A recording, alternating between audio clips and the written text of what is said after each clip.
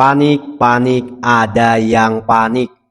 Teman-teman, hari ini Kamis 27 Agustus 2026, Komplek Parlemen Senayan bergetar. Bukan cuma warga Pati, tapi ribuan masyarakat dari seluruh pelosok Indonesia bersatu mengepung gedung DPR demi dua tuntutan utama, yaitu sahkan RUU perampasan aset dan hukuman mati para koruptor. Melihat gelombang massa seramai ini, dijamin para koruptor langsung gemetar dan panik tak bisa tidur nyenyak.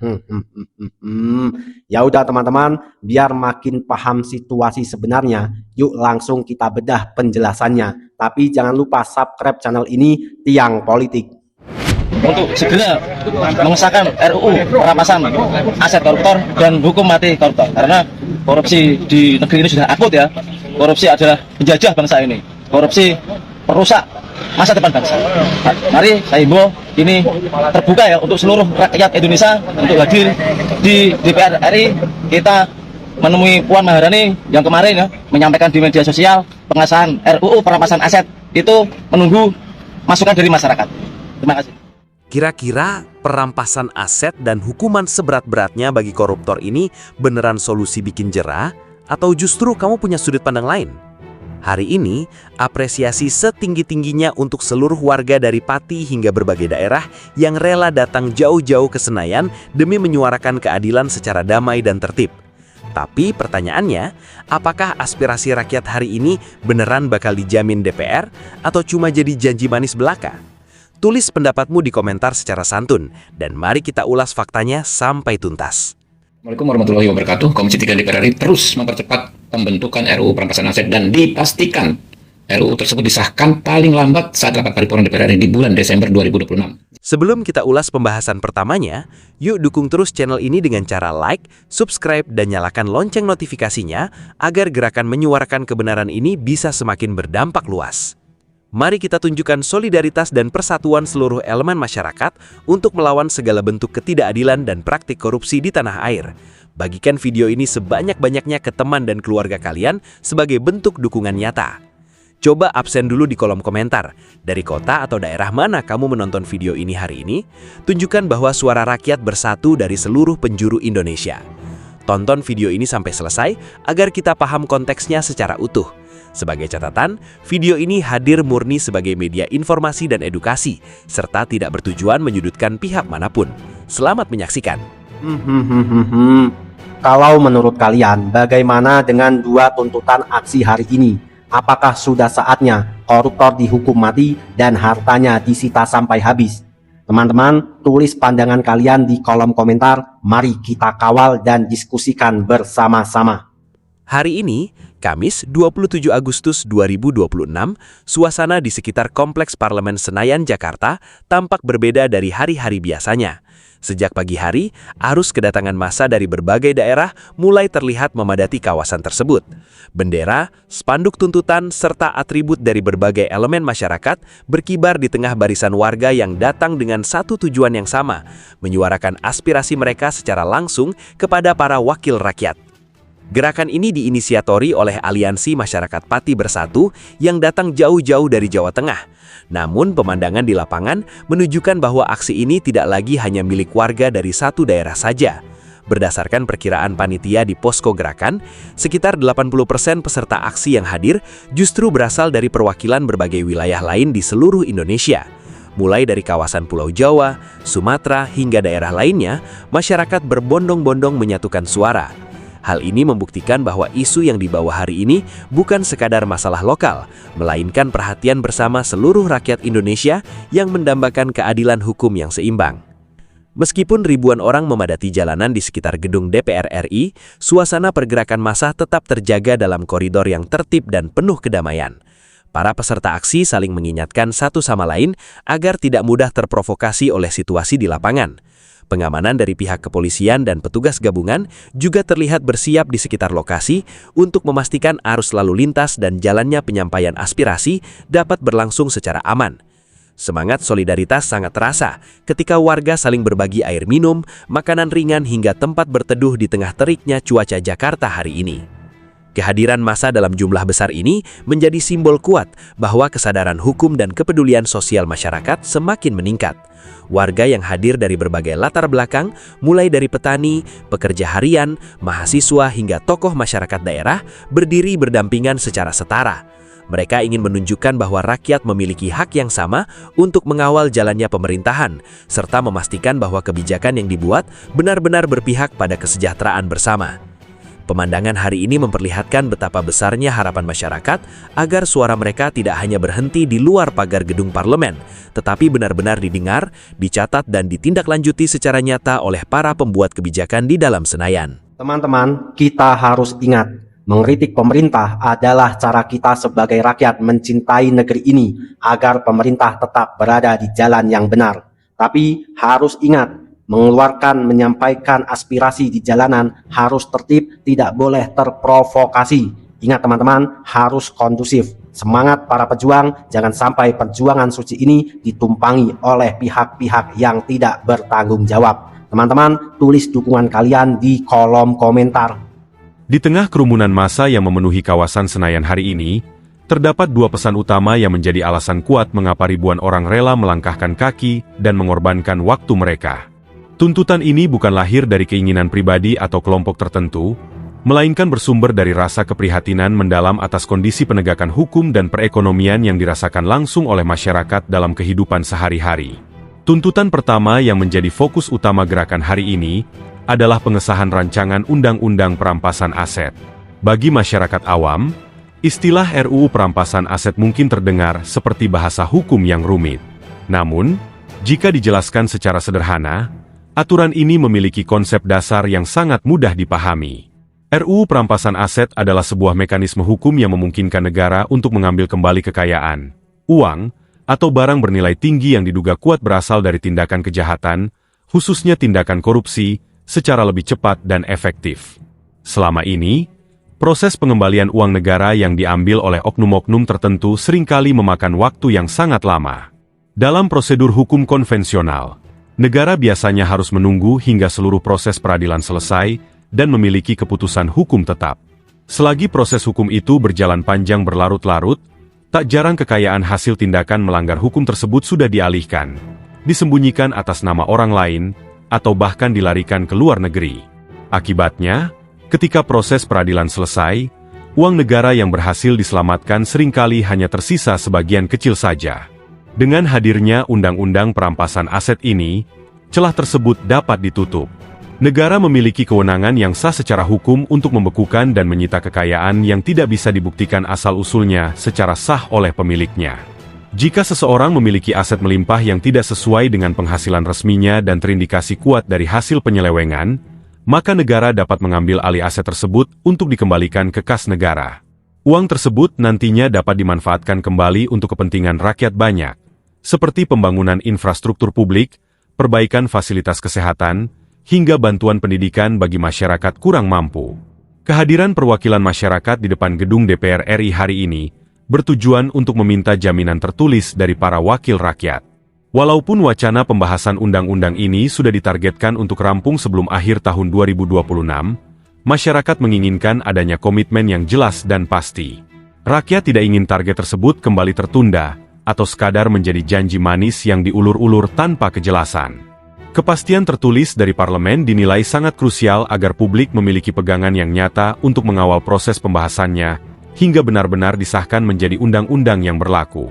Sementara itu, tuntutan kedua yang tidak kalah nyaring disuarakan oleh massa aksi adalah dorongan untuk penerapan sanksi hukuman seberat-beratnya, termasuk sanksi maksimal hingga sanksi pidana paling tegas bagi para pelaku tindak pidana korupsi.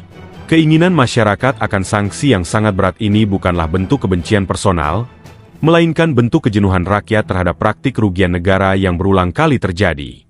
Secara logika sederhana, korupsi adalah akar dari berbagai persoalan sosial dan ekonomi yang menghambat kesejahteraan masyarakat. Ketika anggaran pembangunan fasilitas publik disimpangkan, dampak buruknya langsung dirasakan oleh rakyat kecil di lapangan. Jalanan desa menjadi rusak dan tak kunjung diperbaiki, fasilitas sekolah anak-anak tidak layak pakai, hingga harga bahan-bahan pokok serta kebutuhan hidup menjadi semakin tinggi karena adanya kebocoran anggaran di mana-mana. Kerugian yang ditimbulkan oleh tindakan korupsi tidak hanya dirasakan saat ini saja, tetapi juga merenggut masa depan generasi muda yang seharusnya mendapatkan fasilitas pendidikan dan lapangan kerja yang lebih layak. Para koordinator aksi menegaskan bahwa tindakan mengambil hak rakyat dalam skala besar adalah perbuatan yang sangat merugikan bangsa. Praktik tersebut menciptakan kesenjangan sosial yang sangat lebar antara pihak-pihak yang memperkaya diri secara tidak sah dengan masyarakat luas yang harus berjuang keras setiap hari memenuhi kebutuhan hidup sehari-hari. Oleh karena itu, sanksi hukum yang dijatuhkan tidak boleh lagi terkesan ringan atau memberikan celah kelonggaran. Harus ada efek jera yang luar biasa kuat agar siapapun yang berniat melakukan tindakan serupa akan berpikir ribuan kali sebelum mencoba mengambil barang yang bukan haknya. Kedua tuntutan ini saling melengkapi satu sama lain.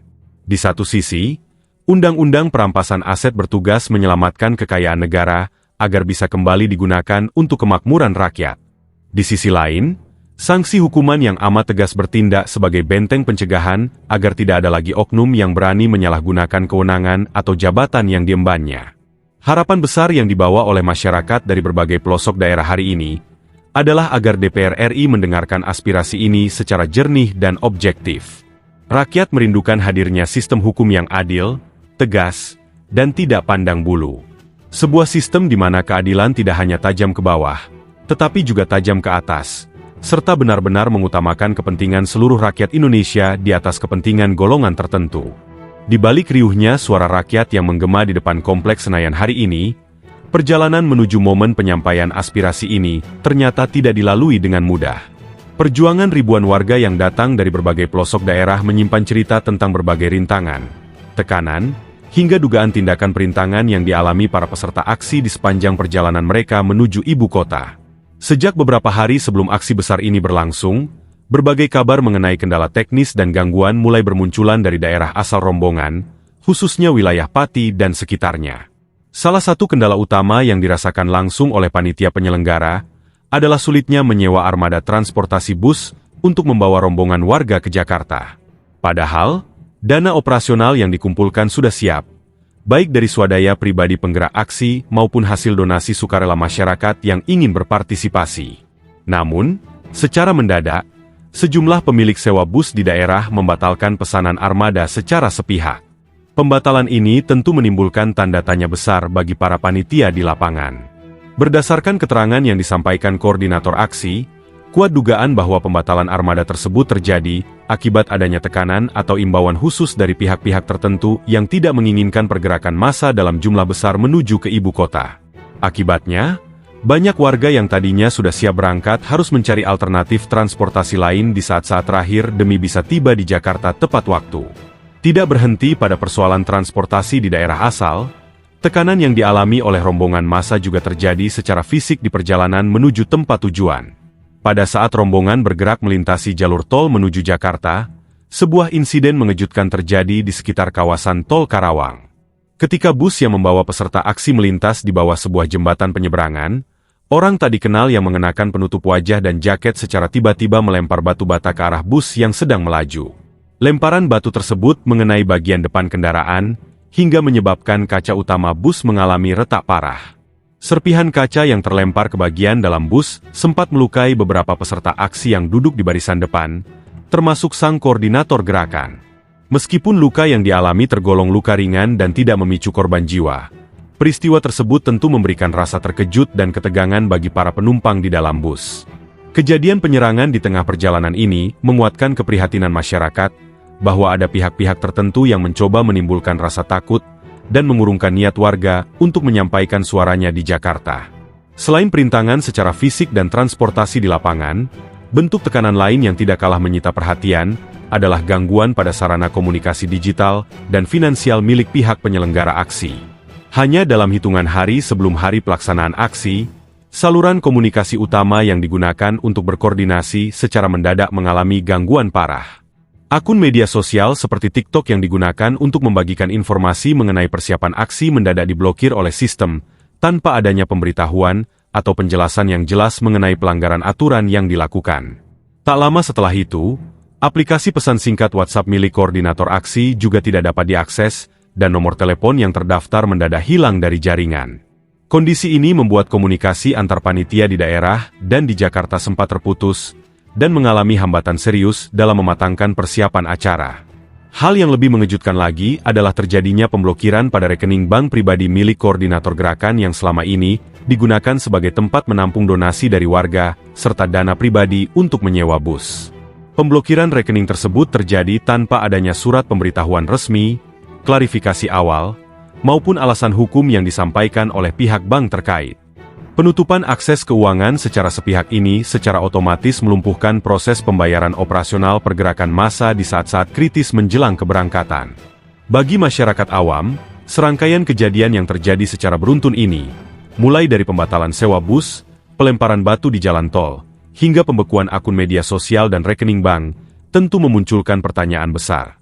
Apakah seluruh kejadian tersebut hanya sekadar kebetulan yang terjadi secara bersamaan, ataukah ada upaya terstruktur dari pihak-pihak tertentu untuk meredam gelombang aspirasi masyarakat agar tidak sampai ke gedung parlemen? Meski harus berhadapan dengan berbagai hambatan yang cukup berat, semangat masyarakat untuk menyuarakan perbaikan penegakan hukum ternyata tidak surut sedikit pun. Banyak warga yang memilih tetap berangkat dengan mengendarai kendaraan pribadi, menumpang kendaraan lain, hingga menggalang bantuan modal secara mandiri untuk menggegas perjalanan mereka ke Jakarta. Keberhasilan ribuan warga menembus berbagai tantangan tersebut dan akhirnya tiba dengan selamat di depan gedung DPR RI hari ini, menjadi bukti nyata betapa kuatnya tekad rakyat ketika menyatukan rasa kepedulian demi masa depan bangsa yang lebih adil dan bersih dari praktik korupsi. Di tengah suasana yang sangat dinamis dan dipenuhi ribuan massa di sekitar gedung DPR RI hari ini, satu hal penting yang menjadi sorotan utama adalah bagaimana gerakan ini tetap mampu menjaga komitmen kedamaian. Dari sejak awal rencana penyampaian aspirasi dirancang hingga hari pelaksanaan di lapangan, pihak penggerak massa terus-menerus menekankan pentingnya menjaga sikap yang aman, tertib, dan jauh dari tindakan yang merugikan kepentingan umum. Sikap menahan diri ini menjadi fondasi utama dalam setiap langkah pergerakan masyarakat. Para koordinator di lapangan berulang kali mengimbau dari atas mobil komando, agar seluruh peserta yang hadir tidak mudah terprovokasi oleh situasi yang mungkin memanas.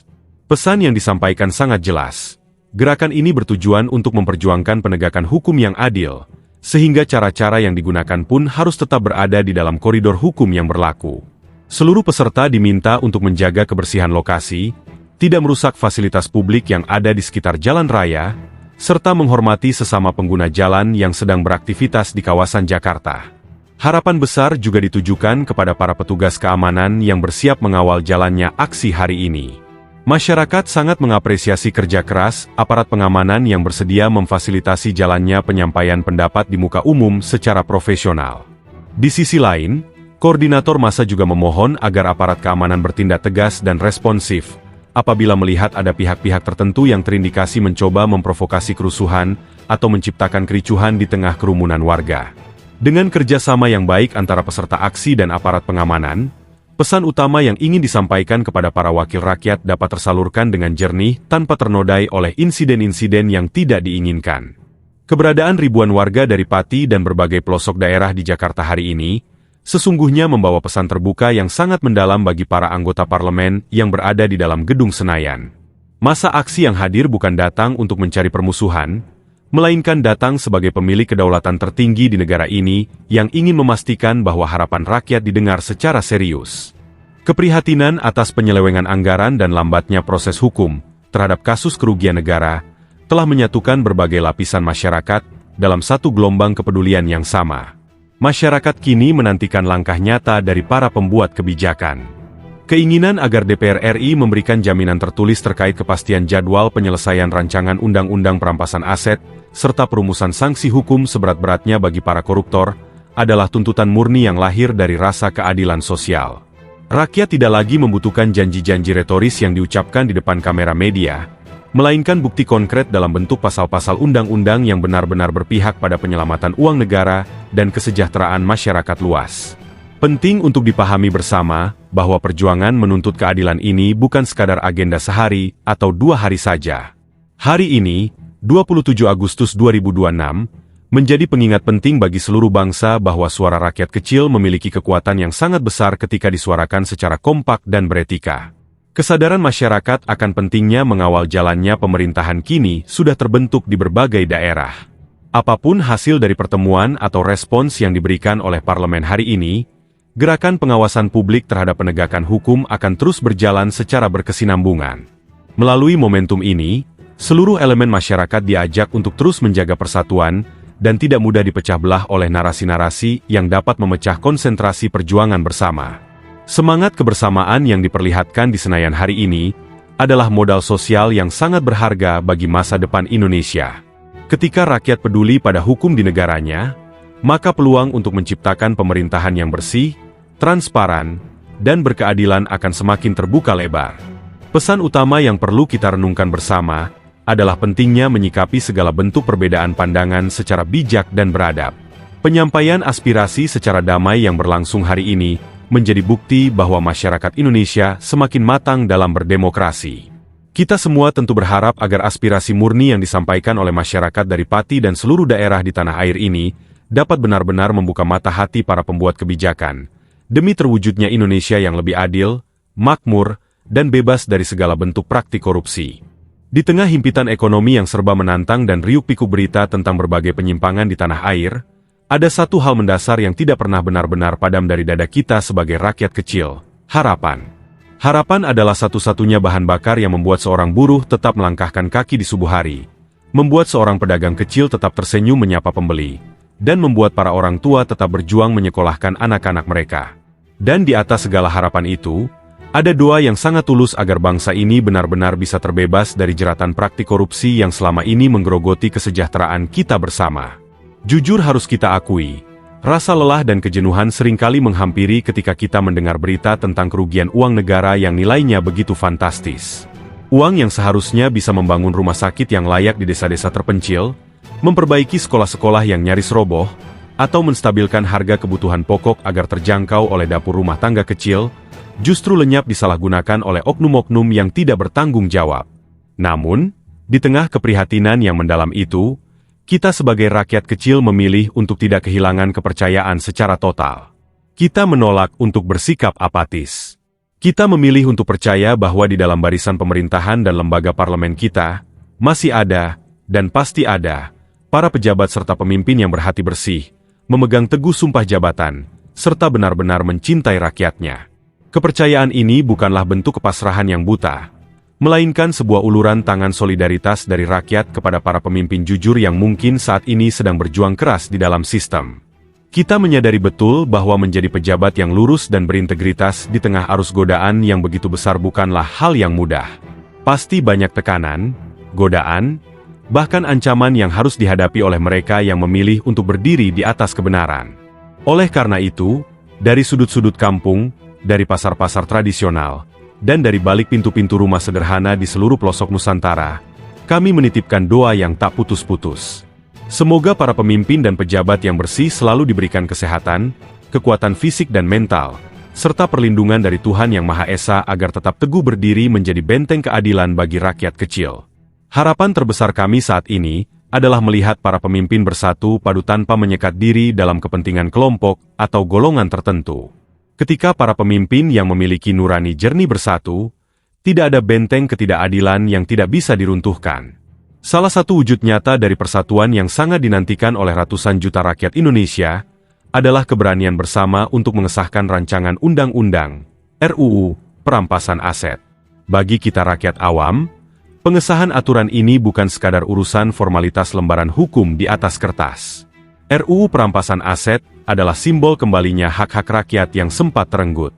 Kita merindukan sebuah kepastian hukum di mana kekayaan yang didapat dari jalan yang tidak sah dapat diambil kembali oleh negara secara cepat dan tegas, lalu dikembalikan sepenuhnya untuk kemakmuran rakyat banyak. Ketika instrumen hukum ini benar-benar berdiri kokoh, kita meyakini bahwa langkah menuju Indonesia yang bebas dari korupsi bukan lagi sebatas mimpi di siang bolong, melainkan sebuah kenyataan yang bisa dinikmati oleh anak cucu kita di masa depan. Namun, di tengah perjuangan dan gelora aspirasi ini, ada hal yang sangat krusial untuk selalu kita jaga bersama: persatuan dan kedamaian di antara sesama warga bangsa. Kita harus bersikap sangat bijak dan waspada. Dalam situasi-situasi dinamis di mana masyarakat sedang memperjuangkan keadilan, tidak dapat dimungkiri bahwa selalu ada celah bagi oknum-oknum yang tidak bertanggung jawab untuk memancing di air keruh. Ada pihak-pihak yang mungkin berusaha memanfaatkan sucinya perjuangan rakyat kecil untuk kepentingan politik sesaat, dengan cara menebar narasi kebencian dan memprovokasi kebingungan. Tujuan utama dari oknum-oknum tersebut seringkali adalah diadu domba, membenturkan masyarakat dengan pemerintah, memicu perpecahan antar warga, atau membenturkan masa aksi dengan para petugas pengamanan di lapangan yang sesamanya juga merupakan bagian dari rakyat Indonesia. Jangan sampai kita terjebak dalam perangkap provokasi tersebut. Kita harus tetap ingat bahwa petugas keamanan di jalan raya, buruh di pabrik, petani di sawah, hingga para pejabat jujur di dalam gedung pemerintahan adalah saudara sebangsa dan tanah air. Permusuhan kita bukanlah kepada sesama manusia atau lembaga negara, melainkan kepada perilaku korupsi dan ketidakadilan itu sendiri. Oleh karena itu, mari kita jaga gerakan penyampaian aspirasi ini agar selalu berada di koridor yang damai, santun, dan bermartabat. Kecepatan dan ketepatan kita dalam mengawal isu-isu hukum harus diimbangi dengan kedewasaan dalam berdemokrasi. Kita suarakan tuntutan dengan tegas dan jelas. Tetapi kita tutup rapat-rapat pintu bagi siapapun yang berniat merusak kedamaian dan ketertiban umum. Kedamaian adalah modal terbesar kita agar pesan dan aspirasi yang kita bawa dapat terdengar secara jernih, tanpa terdistorsi oleh insiden-insiden kerusuhan yang hanya akan merugikan kita semua. Perjuangan untuk mewujudkan Indonesia yang bersih dari korupsi adalah perjalanan panjang yang membutuhkan napas persatuan yang kuat. Mari kita kawal terus proses ini bersama-sama. Kita dampingi para pemimpin kita yang bersih dengan doa, dukungan moral, dan pengawasan yang kritis namun membangun. Kita tunjukkan bahwa rakyat Indonesia adalah rakyat yang cerdas, cinta damai, tidak mudah diadu domba, dan pantang menyerah dalam memperjuangkan kebenaran. Semoga Tuhan Yang Maha Kuasa memberikan perlindungan kepada seluruh rakyat Indonesia, melimpahkan kesehatan bagi para pejabat dan pemimpin kita yang berjuang dengan tulus, serta membuka jalan bagi lahirnya hukum yang adil dan berpihak pada kesejahteraan rakyat kecil dari Sabang sampai Merauke. Iya, terima kasih teman-teman masih bersama Tiang Politik. Teman-teman, setelah kita menyimak penjelasan yang panjang tadi, sekarang saatnya kita beropini dan berdiskusi bersama-sama dengan akal sehat. Jadi, apabila teman-teman memiliki pandangan atau argumen, silakan tumpahkan di kolom komentar. Tentu saja jangan mencaci maki siapapun, jangan menyudutkan pihak manapun. Mari kita tunjukkan kepada dunia bahwa rakyat Indonesia semakin cerdas. Teman-teman, korupsi bukan lagi sekedar kejahatan, melainkan ancaman bagi perut seluruh rakyat Indonesia. Teman-teman, selama ini banyak orang mengira korupsi adalah masalah politik atau urusan hukum orang-orang berjas di ibu kota. Padahal kenyataannya, dampak korupsi langsung terasa di dapur dan kantong rakyat kecil seperti kita ini. Ketika uang negara dicuri triliunan rupiah, akibatnya sangat nyata, yaitu harga bahan pokok melambung tinggi, pupuk untuk petani mahal dan langka, jalan-jalan desa rusak tak diperbaiki, dan anak-anak sekolah sulit mendapatkan fasilitas yang layak. Inilah mengapa rakyat marah dan menuntut RUU perampasan aset serta hukuman mati bagi para koruptor.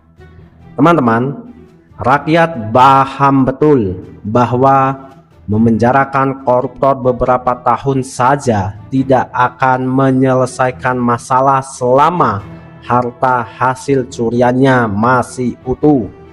Menyita seluruh aset haram milik para koruptor sampai dimiskinkan adalah salah satu dan satu-satunya cara untuk memulihkan keuangan negara yang nantinya kembali digunakan demi kesejahteraan rakyat banyak.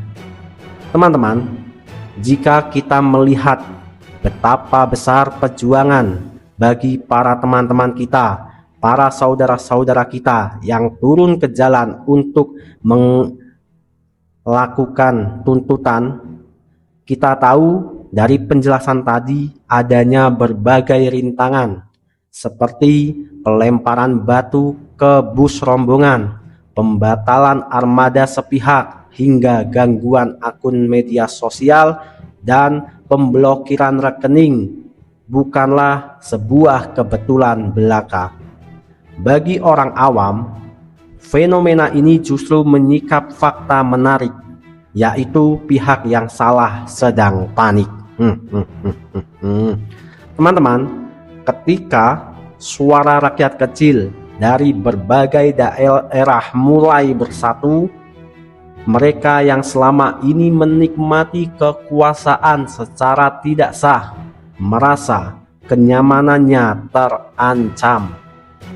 Tindakan intimidasi semacam ini adalah lagu lama yang sengaja dimainkan untuk menakut-nakuti agar rakyat mundur dan memilih diam. Namun, masyarakat hari ini sudah jauh lebih pintar. Rintangan di jalan justru membuktikan bahwa perjuangan ini berada di jalan yang benar dan semakin menyatukan rasa persaudaraan antar warga. Teman-teman, hal yang paling membanggakan dari pergerakan masyarakat saat ini adalah cara mereka menyuarakan pendapatnya. Meskipun hati merasa jengkel dan badan sudah lelah di jalan, warga tetap memilih jalur yang tertib, yang damai, dan aturan hukum yang berlaku. Ini mengajarkan kita satu hal penting, yaitu menuntut keadilan tidak harus dengan merusak rumah kita sendiri. Kritik kepada pemerintah dan Dewan Perwakilan hukumnya wajib dan sah dalam demokrasi. Karena kritik adalah cara rakyat menjaga agar pemimpinnya tidak salah arah.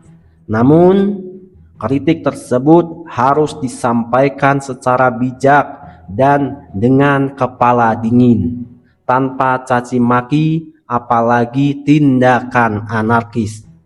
Teman-teman, menjaga fasilitas umum dan ketertiban negara adalah bukti bahwa rakyat kecil jauh lebih mencintai negerinya dibanding para perusak uang negara.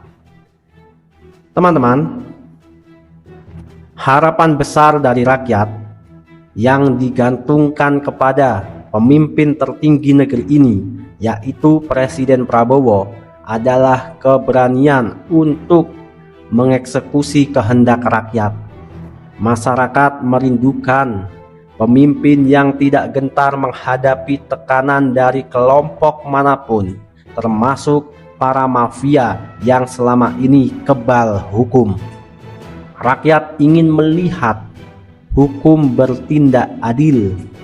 Siapapun yang terbukti merugikan negara dan sengaja menyengsarakan masyarakat harus ditindak tegas tanpa pandang bulu, tidak peduli seberapa tinggi jabatannya atau seberapa banyak bintang di pundaknya. Selain itu, lembaga penegak hukum seperti kepolisian, kejaksaan, dan kehakiman harus kompak dan tulus bekerja demi kepentingan publik.